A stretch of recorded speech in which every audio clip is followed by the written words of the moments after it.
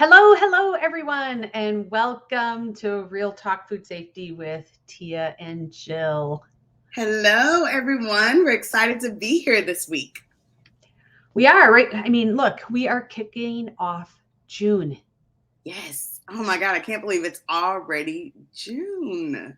I know. So, Tia, we have been doing these every week, and you out there have been joining us every week since Yes. January. Yes.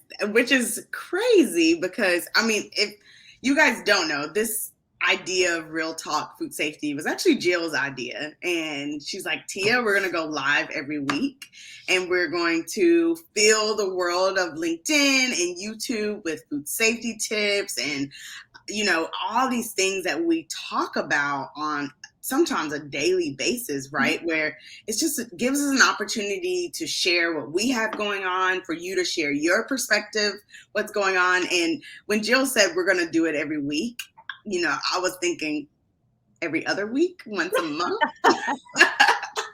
Even But I was a little bit unsure, right, but but it's worked out.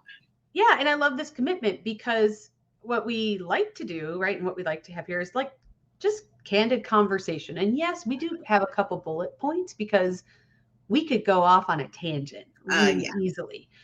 But we wanted something to be a little bit more, we know it's not as interactive as we'd like yet, but we do have the ability for everyone out there, to put comments in. And what Yes. we love is it's more informal than like a webinar, Right. Exactly. right? Exactly. And we can share, right? We have the comments where you can really put your thoughts, your perspective, what you have going on, how to add to the conversation. And we really enjoyed that. And I know I've learned a lot from people who show up each week or someone who's watching our replays on YouTube. I learn a lot from you all. Mm-hmm. Yeah.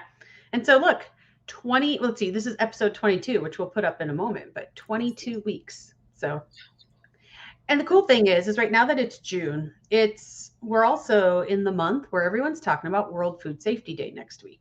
Yes, absolutely. This is the month that we completely nerd out on food safety, right? The whole world is nerding out on food safety. But it comes down to really a really great reminder around what we need to focus on around food safety. I like to think even about food safety in my home, and making sure that I'm thinking about those things as I'm cooking or putting away food.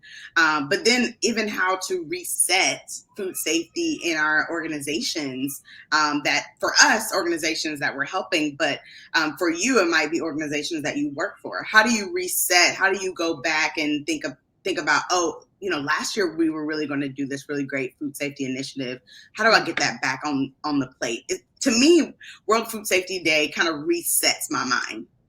Well, yeah, it's kind of a good opportunity for us to really to take a step back and be like, where are we? What are we celebrating? And so actually, for whoever's joining us, drop in the comments. How are you celebrating? What are you doing? What are you recognizing? What are you reigniting when it comes to World Food Safety Day and this entire month where we kind of use it to celebrate food Yeah. safety in general? Absolutely. And hello, Tim. Good morning. Good morning, Maggie. Super excited to see you both. Yes, hello. Thanks for joining us. So if you're here, we love it when you drop in like you're here live, because that way when people do the replay and put hashtag replay, we know like we can come back and comment easier because we're alerted, of course. So. Right, exactly. And we do. We go back and we read the comments and we add our own comments in there. So please add where you're listening in from, add your perspective, add your comments, add your questions. We try to get to all the questions during the show, but if not, we do go back and comment. So we are excited about this episode. And if it is your first time joining us for Real Talk Food Safety, I am Tia, and I have my partner here, Jill, and we focus on developing and growing technical leaders and teams, helping organizations and leaders like you build sustainable food safety quality cultures in the food and beverage industry.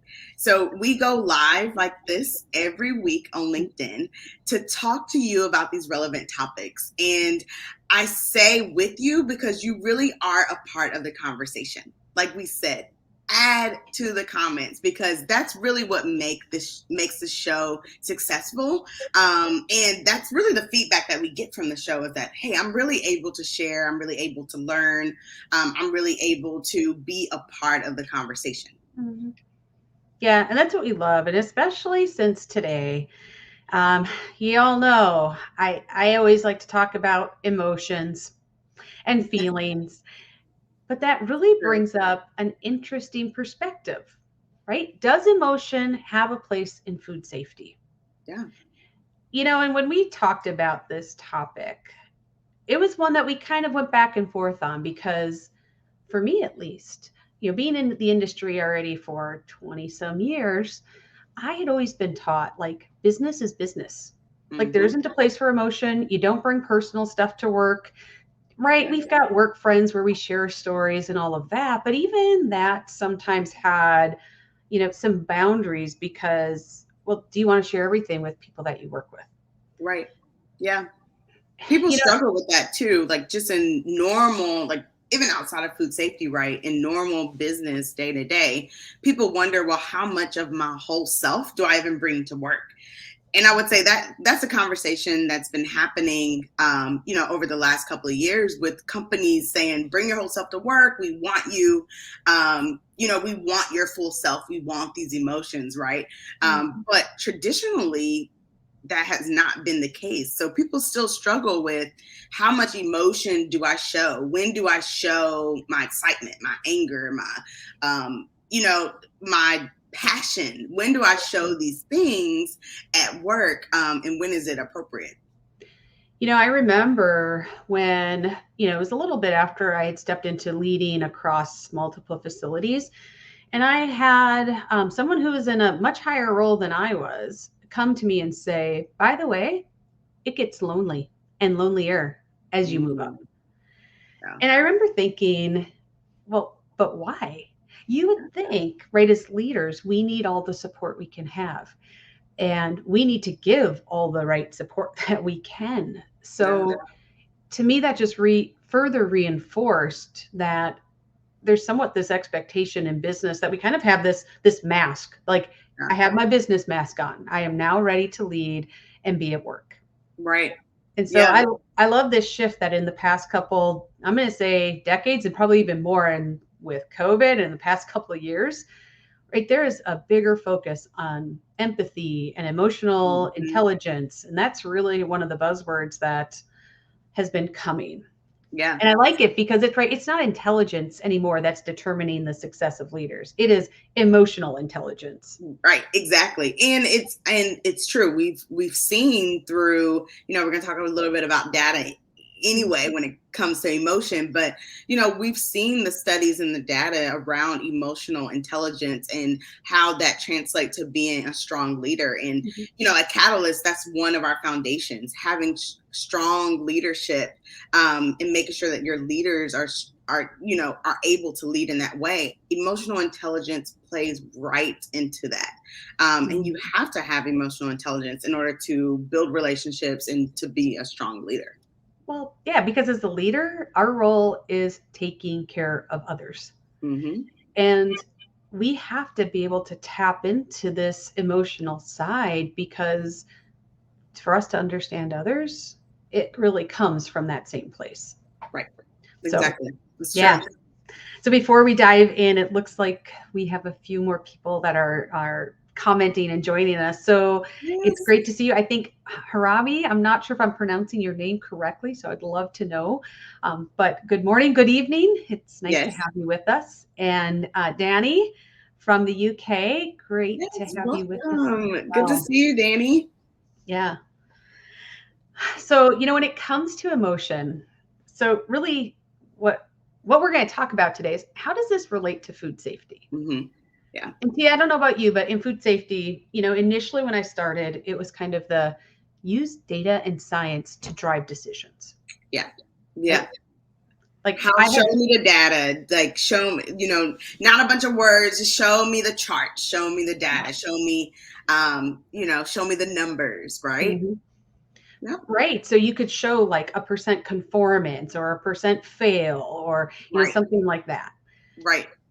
I don't know about you, but like when I would show things like, maybe number of like HACCP failures or number of, CCP failures, or even like a percent prevalence of, a pathogen or something. Yeah. That didn't always drive the results or the outcomes that I was looking for. No. And sometimes too, you might not even have the data because of limited technology. You're trying to get your point across and they're like, show me the data. And it's like, well, can we purchase this technology? And they're like, nah. Like, no, we're not going to spend money on that technology. So you might not even have the tools to be able to show the data. Or sometimes, my personal favorite of trying to argue is when something is wrong and you go and look at the limited data you have and it's not showing up in the data. Like maybe you don't see the complaints or you don't, it's just not there. Maybe you're not tracking it. And it's like, but this is an issue, which a lot of times it's come from a quality standpoint, but it's like, this is an issue, you can fix it, you can have that continuous improvement hat on, but no one's really interested because you can't show it from a data standpoint. Yeah. Which, when I finished my quality management degree, I loved it because one whole class was like cost of quality. Mm-hmm. And we did, a pilot in our plant, because this is like the second thing, right? Speak the language of leadership, of management, use dollars. And I remember thinking, this cost of quality is going to set us free. We're going to take that data we have and we're going to translate it into dollars. And it's going to be like they're going to be embracing us because we are so smart. Like we now are speaking the language of management. That didn't happen. No. And you know what? I would even say the cost of quality is almost like this buzzword similar to food safety culture right now, where everyone kind of got onto, okay, what is the cost of quality for your organization? How do you capture the cost of quality? And everyone's trying to figure out what that means for their organization. And maybe it's not as big as food safety culture, but it's definitely something that I think people jumped on to say, okay, we need to determine a cost of quality because our functions, we're trying to speak the language of management, right? Like we're trying to speak the same language as operations would speak or maintenance would speak, so that we could have those conversations at the table. But in reality, it doesn't really work for food safety and quality. No, and I think it's because we're already tied to some of these terms that we use, and we don't think of them as food safety or quality costs, like downgrades or downtime or rework. Like those are all like itemized account, line items when it comes to accounting. But yet it also required us to do some like re-educating and influencing of our teams to say, wow, this is actually a quality cost that we should track kind of collectively or consider it in a little bit different way to help us drive different decisions. Right, exactly. And then, the third thing that we've been told is use enterprise risk management to demonstrate risk, right? And we're a risk function, right? Like we try to prevent risk. And that's why the cost of quality it can be hard, is because before we have an incident, we're trying to say, this is how much it will cost the organization if we had an incident. But people are thinking, no, but we haven't had one yet. We haven't had one. We haven't felt that pain yet. And I think, to Tim's point, like data, it doesn't lie, it's necessary, but it doesn't show a whole picture at times. Sometimes you don't have that data to say, this is what will happen if something happens, and this is what we're trying to prevent. And it could be extremely costly.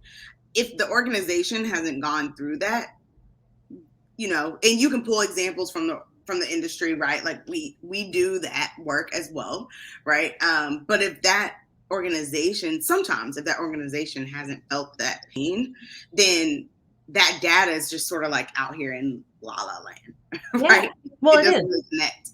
Exactly. It's like we recognize that it's there, but we don't believe that it's going to happen to us. And so therefore, it's not a true risk likely to occur. Yeah. And so why take action if we don't truly believe that it could occur and create these negative, outcomes for us? Right. Exactly. Well, and that's what I chuckle about, because we know that these are kind of, I'm going to say kind of the core things. And I'd love if others go, oh, what about this? Or what about that? Mhm. But these are the core ones that I think we've seen or talked about that we've been told or recommended to try to influence when it comes to helping people make decisions about food safety. Right. But none of them worked.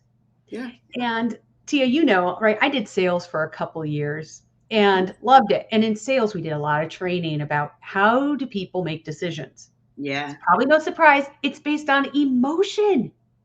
But at work, we've Mhm. been taught that we're supposed to keep it out of business. So how does this fit together? Yeah, exactly. And you know, just think about, it's funny that you bring up sales because I think that's probably the clearest point for us where we think about how we even spend our money, right? Like Mhm. sometimes we just spend our money pure emotion. We don't need it at all. Think about the things that we spend our money on most of the time. Right. It's stuff that we actually don't need, but we have an emotional connection to because we feel like it makes our lives easier, or we really just like that color. Hmm. And I have to spend $50 more to get that color, but you know what? I'm going to do it because I love that. Absolutely. Yeah. And, I think it is interesting to even relate it back to health because food safety to me is kind Yeah. of like our health, where we know there's a good practice, but yet it doesn't mean that we all are doing like healthy lifestyle, or it might Right. mean something different to us. Right. Because Exactly. if we use data for health, right? Plenty of data that says, hey, if I exercise regularly, I eat well, all those things are good for me and it's going to help me be healthier. I'll have Hmm. stress, I'll feel better, I'll have higher energy. Yep. But does No, that drive the healthy behaviors that people want to see? no, No, no, it does not make a significant, push there, even though we no. all know that data. Right. We Yeah. intelligently know that can happen. Exactly. Yeah. Or, when they say speak the language of leadership, Mhm. we know that having better health means less healthcare dollars spent. Sometimes your organization might even give you a discount for Mhm. being healthy, right? And that still doesn't drive healthy behaviors. No, there's plenty of, instances and probably data out there to show that those benefits that are offered by organizations, a lot of them go unused. Mm-hmm. So, and then, right, the next part the health industry did was said, well, let's look at it from a risk standpoint. Yeah. So, right, there's our other about factors to consider, like do we have a familial presence or history Right. of it? Do we have a genetic risk from it? Do we have a geographical risk? Right, we're trying to put together this risk look Right. management, and that doesn't drive healthy behaviors either. And right, right, exactly. So those are the 3 points that, even from a health standpoint, we try to use that we also try to use in food safety, and neither is working. No. So And I think it's because it's missing emotion. exactly. What we often see, right, when people decide to make a lifestyle change when it comes to health is because they've had a negative consequence, Right. whether it's themselves, somebody near them, but Yeah. something severe enough to really give them pause to say, I'm having an emotion like I'm scared, I'm frustrated, I'm anxious, I'm nervous, Right. something about this could really happen to me. And even Right. that doesn't always drive the behavior. Exactly. Exactly. It's something where, and we say it all the time, right? Like in food safety, where it's like this is going to lead to a recall, and which is like the most, like that's like the top thing, right? For organizations, like we're gonna have to recall product, and a lot of times when a recall comes about, someone has noticed it before, Mhm. right? It's not typically a surprise, but after that recall happens, then dollars are spent, right, to prevent it again, and all the things that food safety and quality has been asking for, now they get it, and it's because now they've been impacted, Mhm. or maybe it's something where someone else very close to them have been impacted. Like, I mean, I can't imagine what type of conversations are happening right now in the infant formula space, or even in the condiment space with the peanut butter recall, Yeah. that's affecting so many companies because you know that peanut butter company was a supplier to others. Mhm. So now those conversations, I'm sure, are happening in those spaces, and it kind of falls within that emotion of man, this really could happen to me. I am scared that this is going to happen to our organization. I feel that anxiety, because it's like, man, we also have that gap and we make a Mhm. similar product. And that really could be us going through an issue Yeah. that sometimes change behaviors. Well, and this all ties into the food safety culture, right? Because Mhm. let's even use taking temperatures. Anyone can do it. We used to joke and say, even a monkey could do it. Right. But, right, we still need somebody who cares. We need somebody who recognizes that it matters whether or not I take this temperature correctly. It matters or not whether I sense something's not quite right and I flag that and communicate Right. that. Um, all of this plays into like, how do we help connect that? Because we've all seen examples where people just won't take temperatures. Right. Yeah. And that's the whole food safety culture. That is the mindset, that is the soft skills, that is, have we connected enough emotionally with them so that they feel that purpose and that the importance of why it matters for them to be able to Right. do Exactly. And they feel that ownership. it. And, Hmm. I love the point even that Harabi makes where, business is business. And that is true. But if no one cares about that business, but the business owner or the stockholder or whoever's at the top, if no one else cares about that organization from an emotional standpoint, then, like you said, temperatures won't get taken because they don't really care that much. Hmm.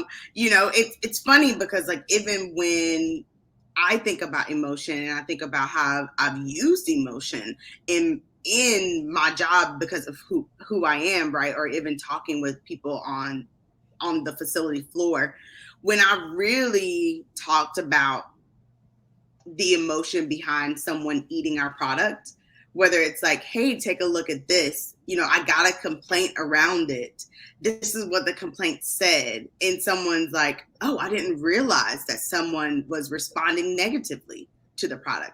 I've Hmm. seen it happen before, but I didn't realize it was a negative attribute, right? And then I can count, so I mean, there's been 100 times that someone has said to me, oh, I want to fix that because my grandkids eat the product. Oh, right. I remember working places where, like, I mean, even something like hair, right? You get the hair complaints and you see Oh, that long hair and you're like, "Ugh, that is so gross." That emotionally connects with people. Like, right. this Because no girl, one you wants see that. that picture and you're like, gross. Right. Exactly. Everyone agrees with that, right? Yes. And so, Maggie, hopefully, as we go through this, we're going to get into a little bit about like customer complaints and some of those, like, how do we better connect to some of these QA issues? Right.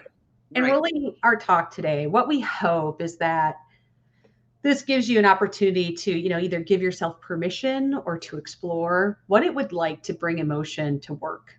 Yeah. Because that's really the foundation for building trusting relationships so you go further.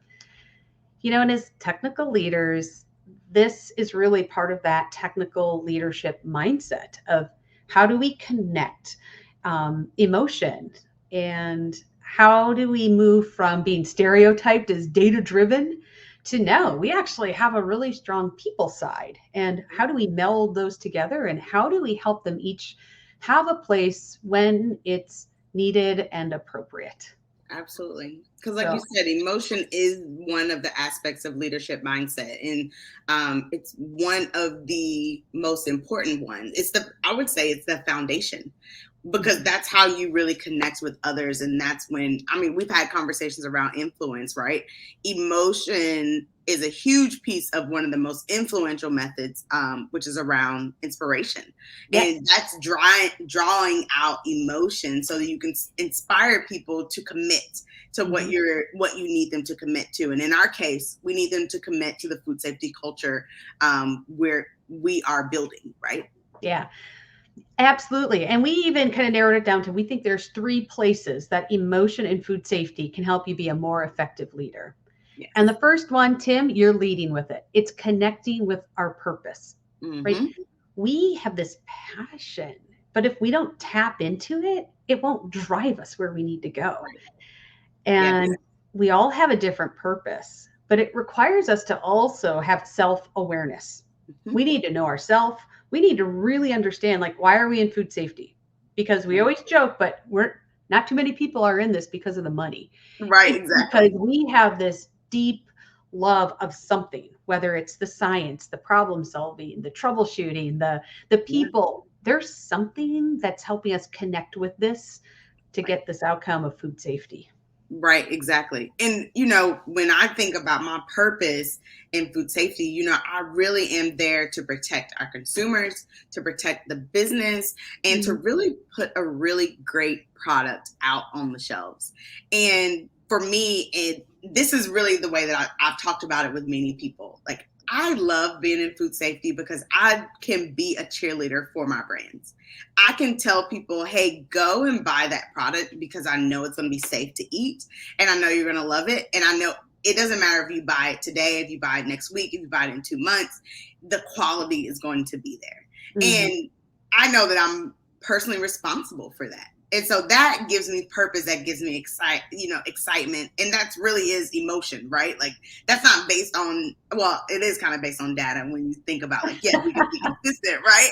But the emotion is like being proud, right? Like, Exactly. I'm proud of what I Yes. do, and I'm proud of what we do as teams, right? Right, exactly. Exactly. Yeah. And as you talk with, even when Maggie, as you're thinking about your team and your team kind of sharing in those QA issues, what is their purpose for Mhm. being there, right? And help them tap into their purpose and to that emotion. And a lot of times, I've never really met someone that didn't care about the product that they're making because, again, their families eat the product, Mhm. and so to tap into that purpose to say, hey, we're protecting your families, Yeah. we're protecting your grandchildren, and we're making sure that the consistency is there and the quality is there. That is really looping them into, okay, well, I don't want my grandchild to open this product and the strawberry is supposed to be red, but it's now brown. I don't want I don't want them to open the product and see that. Or, the most severe one is, I don't want my grandchild to eat it and get sick. Yeah. Well, and I think that brings up a good point because when we talk about purpose, right, across the spectrum, there's going to be a huge range of purpose. Mhm. And sometimes it's extremely fundamental. Like, I'm showing up for work today because I need to make money to put food on the table. Right. I need to Yeah. have a roof over our heads. Hmm. That is that is completely valid for purpose. At 100%. And I think as technical leaders, one of the things that we get the honor of doing is helping people peel back additional layers and have additional purpose. Like, I think about what it would be like to stand in the shoes of a parent who won't celebrate another birthday. Yeah. They won't have another first day of school because of something we did in food safety. Right. I Yeah. mean, that gives you purpose to be like, I'm going to do this right. And I'm going to go to the nth degree to make sure that this doesn't show up. Right. And, Exactly. and sometimes it's not always death, right? Can you imagine caretaking and the lifestyle change for someone who's, you know, had complications and life altering complications after a Right. foodborne illness? Yeah. Those are the things that we want to avoid. Yeah. Exactly. And you in really connecting it with, your family and other members of, your coworkers' family, that really brings out that emotion. So And much. then, I've even had people say, well, I've tried all that, right? And nothing is really happening. They really only care about coming to work and getting a paycheck. Well, that is the foundation of the purpose for a person. If we recall and go out of business, there is no livelihood, Mhm. right? There is no paycheck. So I've also talked about that emotion where it's like, well, what if something happens and we have to shut down half the plant? Mhm. We have to sell half the business. We have, like, that's impacting, livelihood.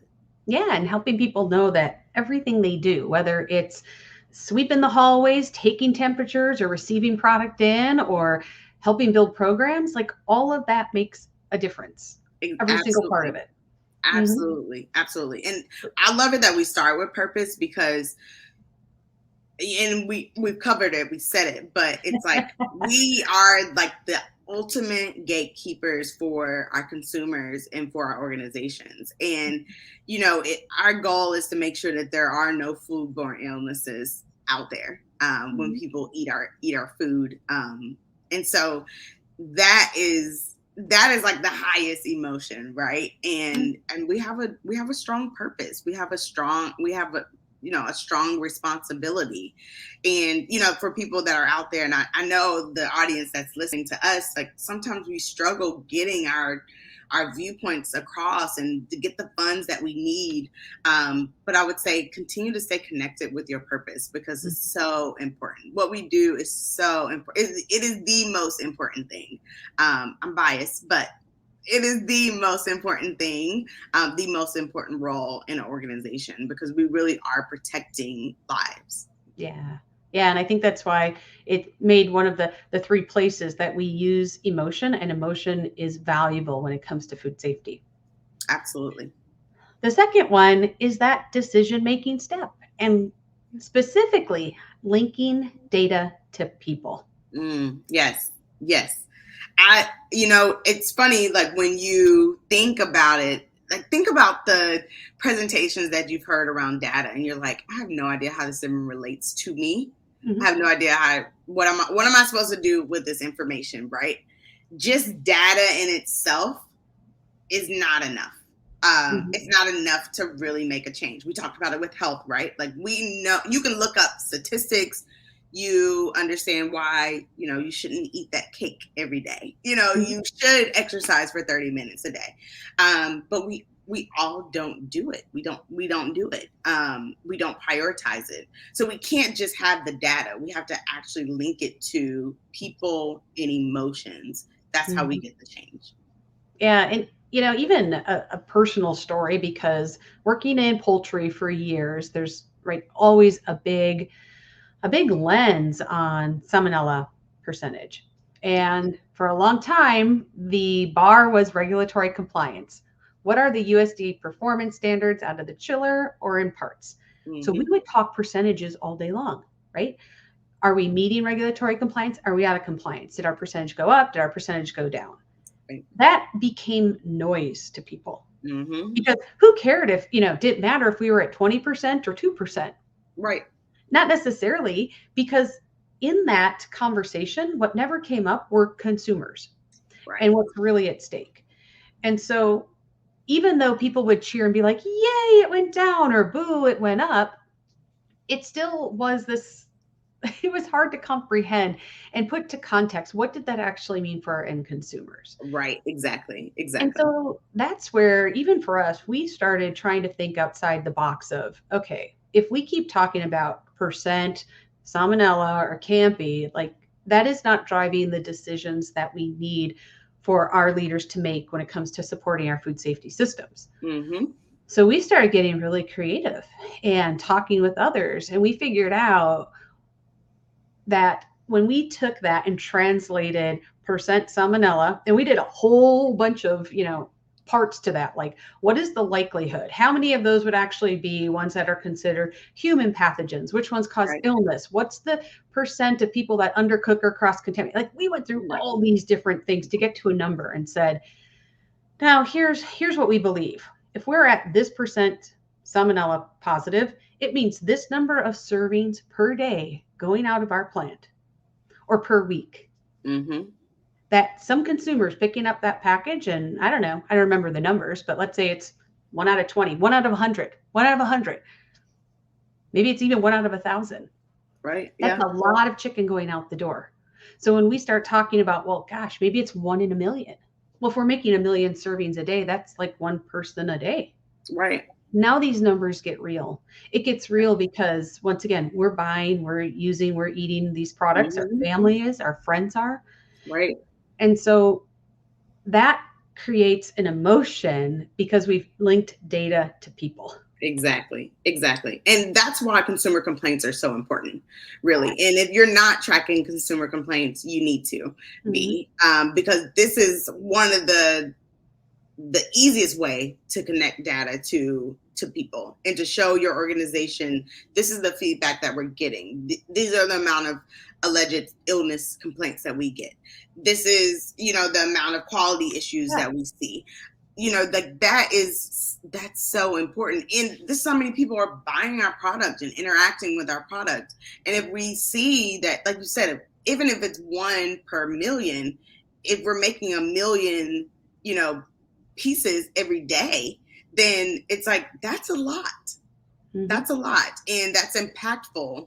And then we always kind of talk about that again, data doesn't really show the whole picture sometimes. Mm-hmm. In order to get that complaint, like someone has to call in, right? There could be, for every 1 person, there's 6 more that's out there that did not call in. Ooh, more, exactly, 30 I think more, it is. Isn't it like 20? like, I don't remember the exact number, but it's a pretty big number.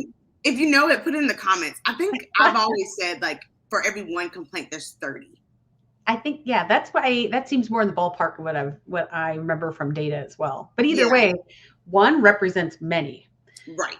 And that's the whole that's the whole linking people to data, because once again, that could be us. That is us. It is us. It is us, you know, and it's you know, it's interesting to think about that we could be impacted by something like this. I mean, I remember even starting in food safety and quality, and just thinking about, so when I started in food safety and quality, I was working on the Toaster Strudel brand. And one of the things that we really focused on was making sure that icing made it into the package. And I remember the first thing that I thought about is, I eat toaster strudel, right? You know, I did a lot back then, you know, college life, right? Like, that was perfect college food. And so it's like, man, if I didn't have icing in my box, I wouldn't be able to eat this, you know, like I need the icing pack. So like, that was something that was related to me, where it was like that's the people to the data, right? Like, where it's like, man, if this happened to me, how would I even respond to the product? You know, like, do I feel like the product is complete at that point? And then it's like, oh yeah, I have to get these complaints down because like I have a personal interest in it, right? Yeah. So it's interesting when you link people to data, what type of commitment you can get. Well, and I think the other part is, you know, we've talked about, right, it could be us, it's our friends, it's our family. But I think even shifting that perspective and putting it into context, because it helps drive the emotion, or it helps you have a new emotional perspective on what's really happening, that's part of that risk management as well. Right. So right now, when you go to and have that conversation about, well, we have this much risk, we also have another way to be able to pull in some context and meaning behind it. So even if it is a number, like, hey, 1 out of every million servings, that inherently ties us to the next thing, which we can lead people. Right? We don't want to always leave room for assumptions. So let's talk about, what does that mean and what does that look like, so that we truly can make a decision based on that risk. Right. Exactly. So, you know, making sure that you get that information in front of people. You know, I go back to Maggie's question for your team, getting that information in front of your team and then allowing them to share it with their teams, right? And saying, hey, share this in your daily huddle or your weekly huddle. That's really how you're starting to connect that data with people, and people really starting to think about, okay, how do I lead differently? How do I embody empathy? You know, how do I really use my emotion to again get people to commit to the food safety culture that we need. And I love when you bring up about the icing, because I think, that would really suck to not have the icing in the box. Right. But that's a great way, because when we take that, like when I would have the hair, like I would stand by the door by production and be like, look what we found today. And everyone would be like, ooh. Right. But right, it was the question of like, what do we want to do about this? And they're like, well, we're going to check hairnets better. We're going to do this. It's also a great way to get people involved, because when you're like, hey, what would you do if you had this when you opened up our product? Like, what would you do? Right. It helps them see it from a different perspective, because it's not just out here somewhere. You right. know, some place that we don't understand. We don't know, that person is a stranger. Like, no, how do we make it so that it's more real to us? Exactly. And that also helps with root cause analysis and Mhm. driving out problems, right? Like when you really embody it and think about how can that happen, um, you can have a really great discussion. I remember specifically having a really great discussion with a group of team leaders around finding a hair, and we had gotten a complaint. We talked about it, and I remember people in the room saying, "Oh, our hair could have fell off their lab coat," or, like everyone's kind of brainstorming. And I remember, I remember in the room like saying that, even wearing your hair net properly could contribute. And everyone started checking their hair nets, right? And there was Mhm. really only one person in the room of five that had their hair net on appropriately. And we were in a conference room, we were off the floor, right? So like no telling if they scratch their head or whatever it happens to be. But it's like that's a really good learning opportunity to say what's the proper way to even wear a hairnet so that this doesn't happen. And I Mhm. love hearing the brainstorming because they didn't even think about the most obvious. Are you wearing it properly? And so now they've learned, they now think about it. And now, I've even heard those same team leaders talk with their teams around, hey, you're not wearing your hairnet appropriately. It needs to cover your ears. You need to make sure all your hair is in it. Mhm. And so now we've eliminated that problem, at least with wearing your hairnet properly, right? That could be contributing to that consumer complaint. Mhm. And Tia, I love that story because that ties into the third part where emotion is important with leading and influencing people, Yes. right? Yes. Because we external motivation, right? Like the next pizza party, this other bonus, this win a prize, those things only take people so far, Right. right? Exactly. We Exactly. need to really understand how do we tap into the internal motivators that people have. And Mhm. typically, I mean, like I said, the pizza party, the free lunch, donuts, whatever it is, those will get you so far, but that's not always going to keep you going. Right. Exactly. Exactly. I mentioned influence method around inspirational Mhm. influence, and it that this is where we're headed to, where you can give, like you said, pizza parties, all those things, but in reality, you have to inspire someone. You have to really build in that emotion, have them tap into that empathy in order to Mhm. make real change, in order to influence others, and not just the influence from okay, fine, I'll do it, but an influence from like, I want to do this and I want to share that this is what we're doing and help influence other people to do it. That's Yeah. really when you make a culture change. And we focus on that so much here at Catalyst because our whole purpose, our whole goal with Catalyst is to help organizations build their food safety and quality cultures. Mhm. And you can't do that without having commitment from your team, integration Yeah. and commitment from your team. And so the type of influence that we focus on, and the type of leadership we focus on is really, how do you inspire, how do you integrate food safety and inspire others to have those conversations when you're not in the room. Mhm. That's when change happens. Yeah, because some of those, I'm going to call them the hard skills or the hard tools that we like to use, right? Those, yeah, those are tools, Right. right? I don't get excited when I see a hammer. Granted, I'm not a carpenter, so maybe there's something I'm missing here. But the emotion is what creates like the connectedness that we have with other humans. That's what creates the buy-in. Because if I care about what Tia's thinking, I'm probably gonna, I'm gonna look at things different. I'm gonna speak about them different. My mindset is how do I make sure that I'm supporting her because I have an emotional connection. Right.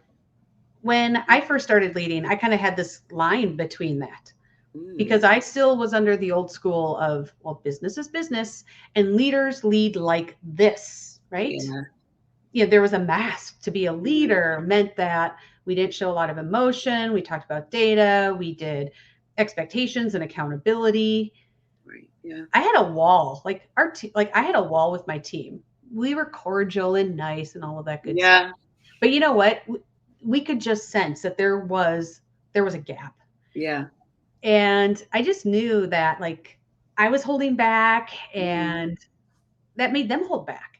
And so Right. it wasn't until I went, well, this isn't working. And actually moved to a place where I was like, that mask is coming off. I'm just going to be me. Yeah. What's going to happen? So when I showed up as me, though, emotions and all, that is what shifted everything. Right. That's what Yeah. created the safe space for others to be them. Because otherwise, they Yes. were putting on their mask. I'm putting on my mask. We're not having real conversations. We are not connected.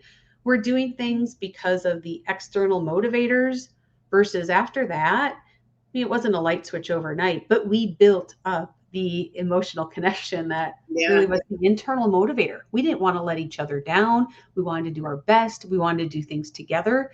That, to me, is a very powerful place where emotions play a very strong role in food safety. Absolutely.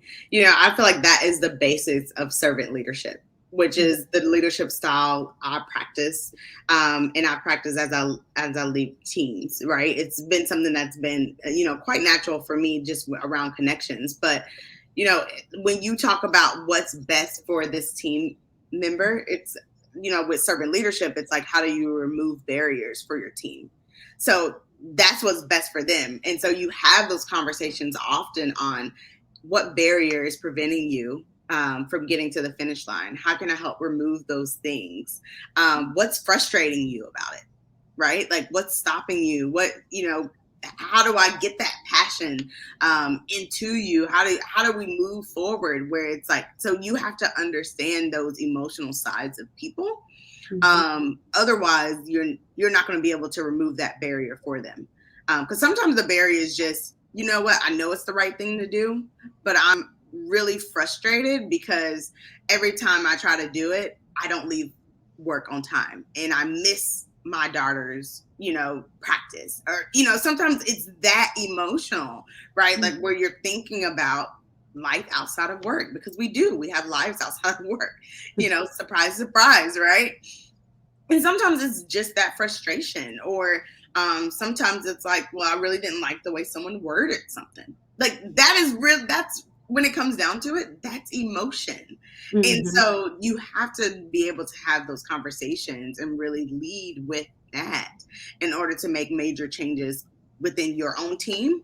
But then again, as we talk about food safety culture, like our method is to start with the food safety and quality team, but then you need to start to branch out in how the food safety and quality team, really integrates and works with other functions.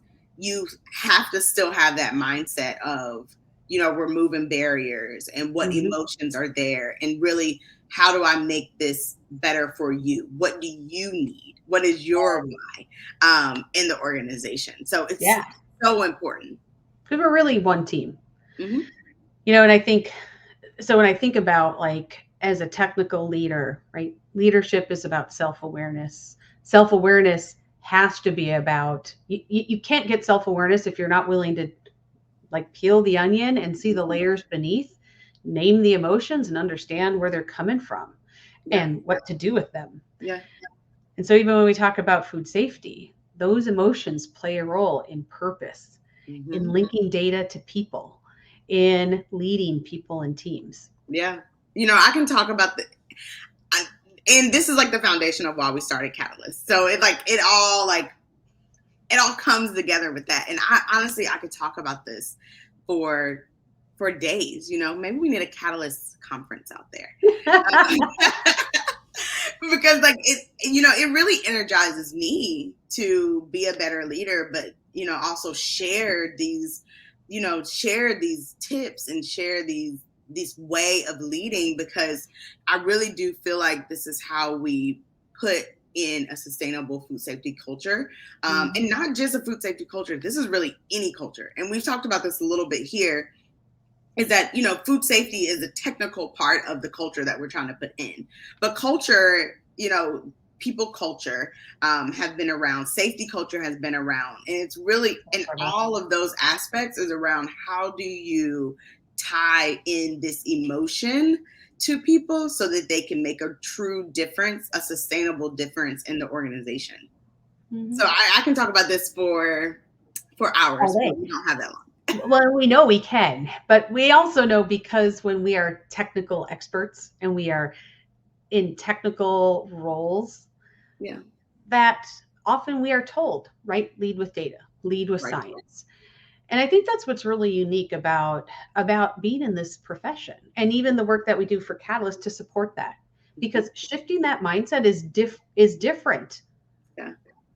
Yeah. than if I'm working in operations and if I'm working in Hmm. another field. It doesn't mean that they're totally like it's not like we're using all different tools, but Yeah. right, the way that we do it and the things that we've been through are different. And Right. so when we can do that together in a place that's safe because we've been where you've been and we've seen Hmm. the good things and we've seen that dirty laundry too, Yeah. right? It helps us be able to move forward. Yeah. And I think that's the most important part. Like, how do we help all of us move forward collectively? Right, exactly, exactly. And we've talked about the important role of food safety, right? If we're not able to lead appropriately, then really our organizations are missing one of the most important parts of the organization, right? Hmm. So, like, we have to be strong leaders. We have to be strong technically, we have to be strong leaders, and we have to be able to communicate across the aisle, right, to Hmm. other functions and to other teams, because like Jill said, we're all part of one organization, we're all part of one team, we all have the same goal, right? And so we have to be able to communicate the most important pieces of food safety and quality to others so that they can get on the same page as us. Absolutely. And here's the best part. It starts with you. It starts with Hmm. me. It starts with every single one of us has a role. We don't have Hmm. to wait for someone. We don't need their permission to do it. It can start right now. Absolutely. And if you're curious of like, okay, how do I capture some of this? How do I extend some of this emotion that we've talked about? Well, Tia and I have created leadership mindset for people in technical roles. And so we've got a 2-page handout that talks about different perspectives about how we see ourselves, how we see others, and how we see us together. Yes. Because each of those have pitfalls and things that help us through them. Hmm. So if you would like a copy of that, we would be happy to share that with you. If you just want to email us, here I'm going to put up our email for us. Yes. If you just want to email us and, even in the subject line, put leadership mindset or mindset, we are Yeah. happy to send that over to you. Absolutely.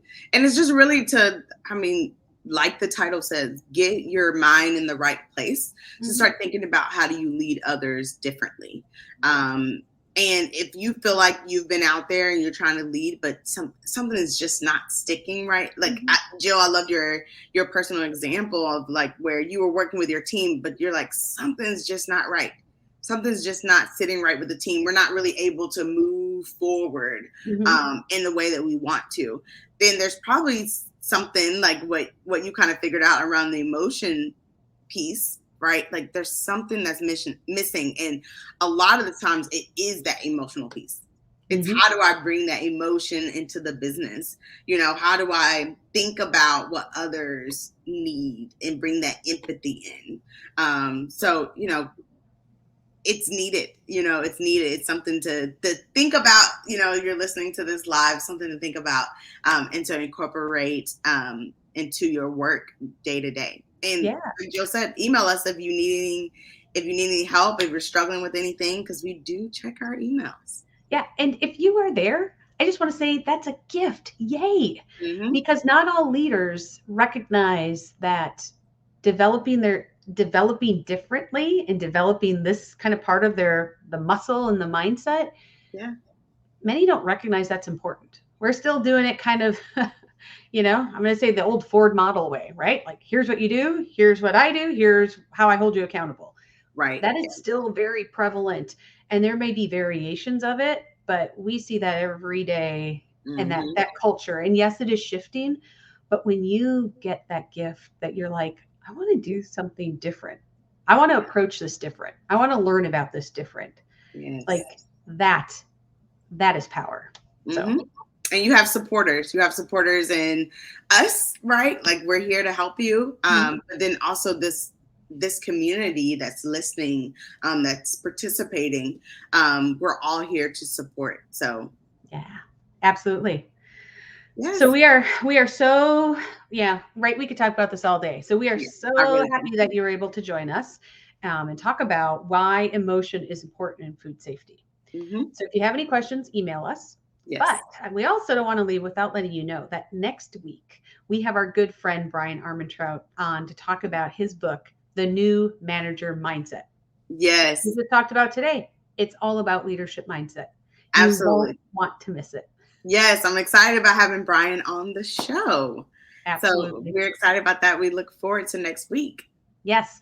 So we'll be back here next week at noon Eastern, 11 Central for another Real Talk Food Safety with Jill and Tia. Until All right. then, have a great week. Yes. Enjoy your afternoon. All right. Bye-bye, everyone. Bye.